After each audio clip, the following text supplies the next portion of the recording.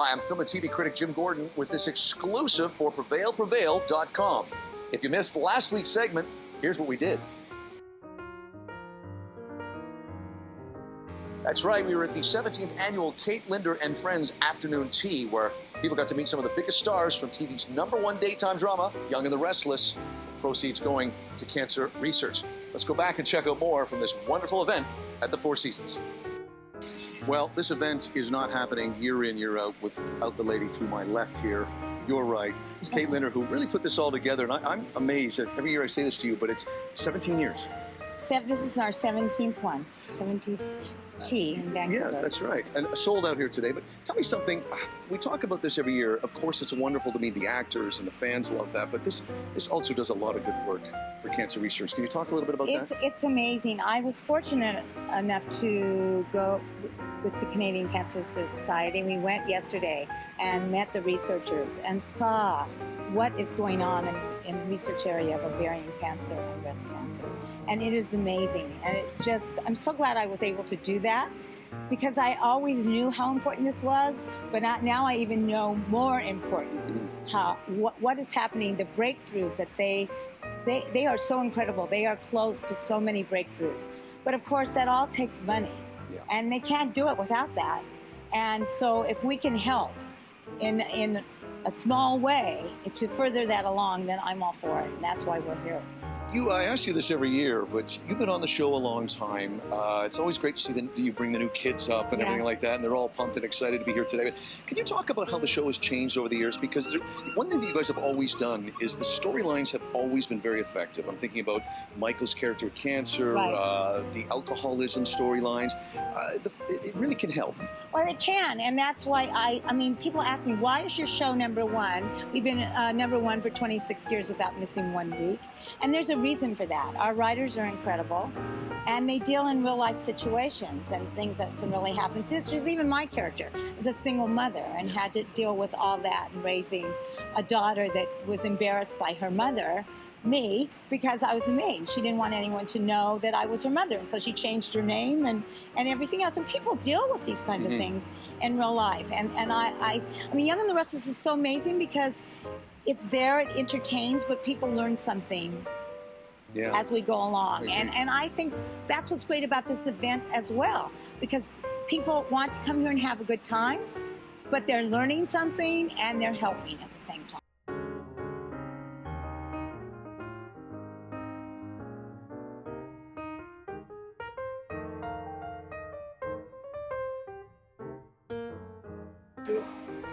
Christian, we do this with you every summer. Welcome back to Vancouver. You're going to get over it. It's just going to happen again and again, like a bad cold. Just lean into it. I was saying to Kate that you are officially the MC, have been for the last many years. It's like Cher. They're just going to call me that, MC. This is such a great afternoon for the fans and everything. There's also a wonderful component, charity to it. In the last year, when we talked to you last year at this time, the cast and crew and everybody was dealing with the passing of Gene Cooper. Yeah. And since then, your character has also gone through a big transition with a great storyline that I think is very helpful to the fans. Can you talk about the cancer story that Michael has gone through over the last year? It's very fascinating. You make a good point, and because we see each other here That's right. for these events, and it is a cancer storyline, and all the charity I do is associated with cancer in some way, in some form, as far as supporting research. And prostate cancer we have people in the cast dealing in their families with this kind of thing, and much more prevalent than I thought. I mean, so I did, actually, they came, I lost my father, it'd be a year in May. And they knew that on the show, so the executive producer kept talking to me about sharing stories about losing parents, commiserating. And then she started talking, I have a story for you. And I thought she meant a story about her father again, because we'd been exchanging them. So I ignored, I didn't rush up to the office. They were talking about this story, and for the first time in my career, they wanted to check with me. And they said, it's cancer. And I went, oh, actor, glamour. Glamour story. Brain cancer, what am I going to do? It's prostate cancer. I was like, oh, not glamorous. But I said, this is great. And I said, it's a scary one for a soap. Not scary, but it's one of those things that, there is a certain escapist element to soap opera, any television in general.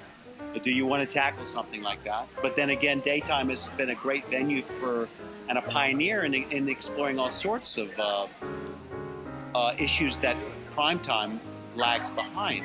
And we get to handle them on a day in, day out basis, so you can really delve into them. I came in as a sexual harasser. We dealt with that kind of storyline about what a woman does, or what the mechanics of it, what the law enforcement does. We dealt with AIDS very early. The character Christine's mother died of AIDS on the show, way before you were seeing it on primetime. So I said, give me the one you're scared of. I said, if no actor will do this, I'll do it. Give it to me. And it was a revelation. Because much like here, and you feel like you might be used to people coming and telling you these stories that are very intimate and very painful. But in New Orleans, where I go, where I'm from, and I'll be down, I have a house down there, so I'm there with my family a lot. A waitress that I'd known for years comes up. She's got a prostate cancer wrist on. Wow. And I had missed the first prostate run in New Orleans to raise money. And all of a sudden it goes from there, and people have come up and told me their stories. And you feel a responsibility to capture some of that in the drama of what you're doing. Now, it's a specific story of a specific man's dealing with it, but it was wonderful. Sandra, I was saying to Kate earlier, this is the 17th year with this event. It's great for the fans. It's a wonderful day. But as I said to her, the money raised here does so much good. Can you tell our viewers a little bit about where this money is going? Yeah, there's a lot more meaning to the event than the wonderful meet and greet that is here today. And we're so grateful to Kate and to the cast of Young and the Restless, who've been so supportive over the years. The work that they're doing here today to raise awareness and money makes a real difference. Breast cancer, as we know, affects so many women across the country. And we're continuing to have successes in reducing the deaths due to breast cancer and ovarian cancer, which they've now expanded their giving to include, critically needs attention because it's a very hard to treat cancer and the survival rate is very low, only around 45%. So it really needs the research funding that will come from a day like today. Are you, talk about, if you can, a little bit about, say, over the last 17 years, are you hopeful? Have you seen a lot of improvements, care, treatment, everything in the 17 years this event has been on? Yeah, I mean, over the years, we used to deal with cancer having a very low survival rate, somewhere in the 30% of people or 40% of people. Now, overall, cancer has over 60% survival rate, and we're aiming for 80%, and that's what we want our research to do. And it does make an incredible difference because the money that comes through the funding today will look at prevention, it will look at better treatments, it will look at quality of life and how to make survivorship better, how to make coping with treatment better. So it transforms the lives of the individuals who are on that cancer journey. That is wonderful. Thank you very much, Sandra.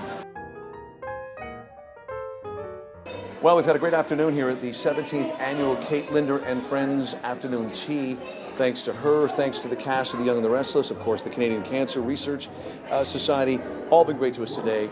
I'm Jim Gordon with this exclusive for PrevailPrevail.com.